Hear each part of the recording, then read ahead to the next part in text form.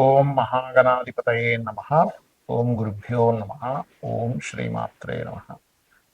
అరుణాం కరుణాతరంగితాక్షీం ధృతపాశాంకుశపుష్పబాణచాపాం అనిమాదిభిరావృతాం మయూకై అహమిత్యేవ విభావయే భవానీ. శ్రీమాత్రే నమ. గ్రహణము 7వ తేదీ ఉంది.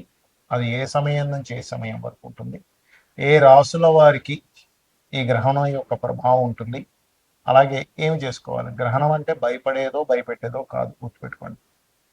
గ్రహణము అనగానే మనకి అదొక గొప్ప సమయం, సాధన చేసుకోవడానికి సాధనా సమయంగా గుర్తించాలి. అయితే ముందుగా మనం అసలు ఏ సమయంలో ఉంది అనేటువంటి తెలుసుకుందాం.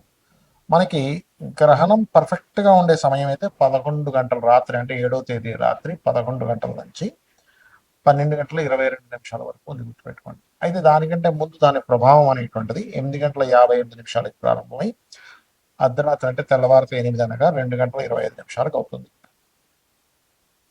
ఈ గ్రహణం చంద్రగ్రహణము మనకి ఇక్కడ ఉంటుంది. ఎప్పుడైనా గుర్తుపెట్టుకోండి, గ్రహణం మనకు ఉందా లేదా అనేటువంటిది రాత్రి సమయంలో ఉంటే ఉన్నట్టు, పగల సమయం ఉంటే లేనట్టు. రైట్.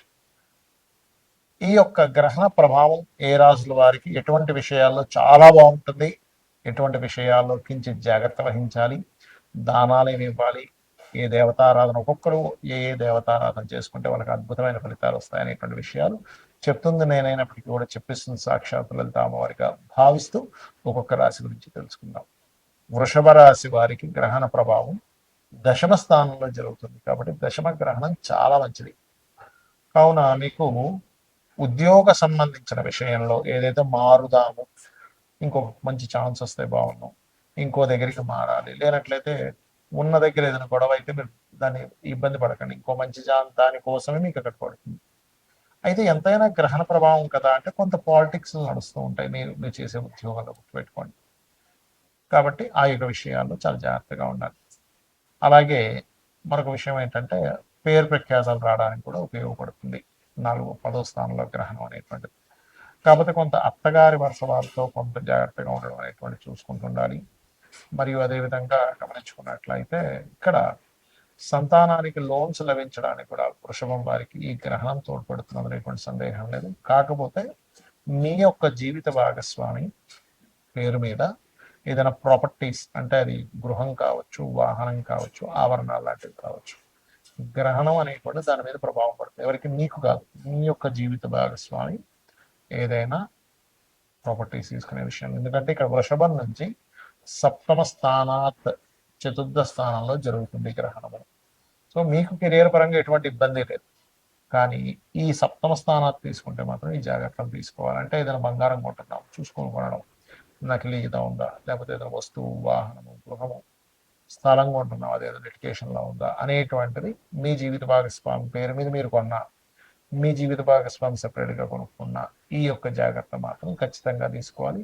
ఇక మీరు చేయవలసిన దేవతారాధన సుబ్రహ్మణ్యేశ్వర స్వామిని, లేదా అంటే ఓం సుబ్రహ్మణ్యేశ్వర స్వామి నమ, లేదా ఓం నరసింహస్వామి నమ, ఓం నమో నారాయణాయ అనేటువంటిది కూడా మీరు ఈ గ్రహణ సమయంలో చక్కగా చేసుకోవచ్చు. దీనివల్ల ఎటువంటి ఇబ్బంది లేదు.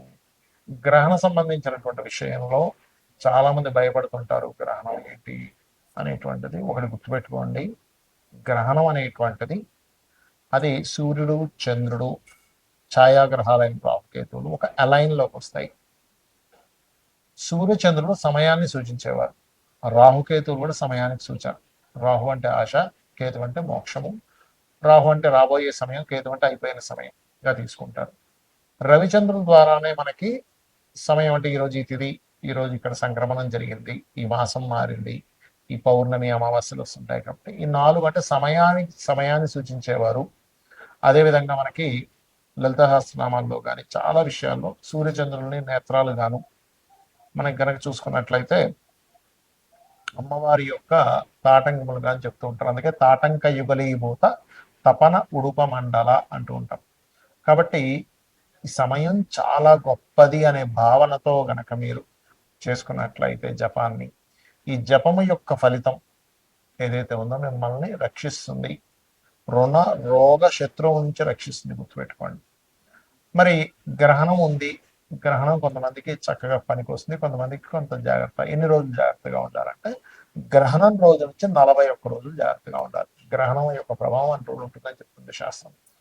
గ్రహణం తదనంతరం మీరు మనకి సూర్య చంద్ర ప్రతిమలు అంటే తర్వాత రోజు సూర్య చంద్ర ప్రతిమలు ఒక మనకి ఇత్తడి గిన్నె ఉంటుంది. ఆ చిన్న ఇత్తడి గిన్నె తీసుకుని అందులో నెయ్యి ప్యాకెట్, గోవు ఆవు నెయ్యి ఉంటే ఆవు నెయ్యి, లేకపోతే వేరే నెయ్యి ఏదైనా అసలు పెట్టి బియ్యము, నువ్వులు, మినుములు ముఖ్యంగా దానంగా ఇవ్వాలి.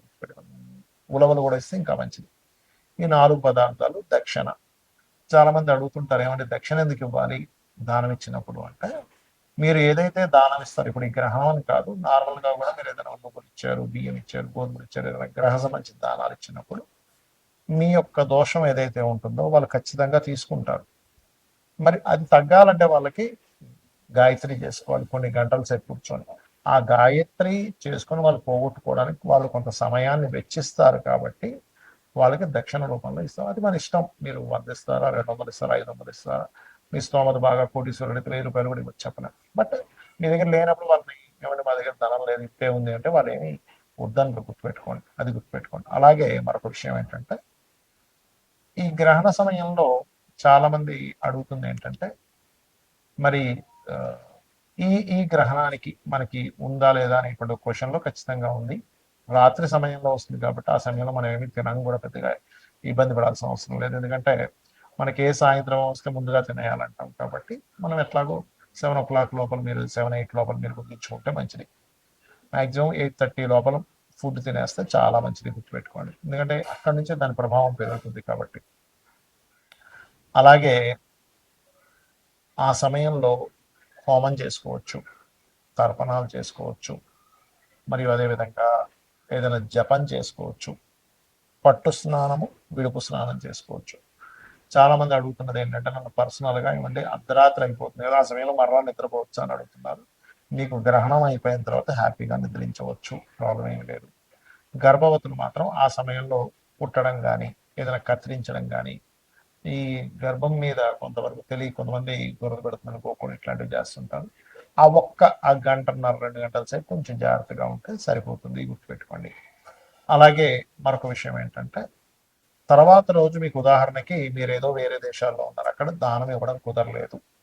ఇండియాలో మీ వాళ్ళు ఎవరైనా ఉంటే వాళ్ళ చేత మీ పేరు మీద ఇప్పించవచ్చు, అందులో సందేహం లేదు. ఎవరు ఇండియాలోనే ఉన్నాం కానీ ఇక్కడ దానం తీసుకునే వాళ్ళు ఎవరు లేరు అన్నప్పుడు గోవులకి క్యారెట్స్, గ్రాసము, బియ్యపు పిండి, మినుములతో చేసినటువంటిది ఏదైనా పదార్థాన్ని గోవుకు తినిపించవచ్చు, ఏది మీకు దానం ఇవ్వడం కుదరకపోతే. అలాగే వెండి మనకి పడగలు కూడా దొరుకుతాయి, సర్ప పడగలను కూడా దానంగా ఇస్తారు. ఇవి గనక చేసినట్లయితే దోషం అనేటువంటిది, వీటన్నిటికంటే ముఖ్యమైనటువంటిది గ్రహణము అనేటువంటి విషయాన్ని భయపడడం కాకుండా అదొక యోగముగా భావించి జపం చేసుకోండి. అన్ని విధాలకు బాగుంటుంది. శ్రీమాత్రే నమః.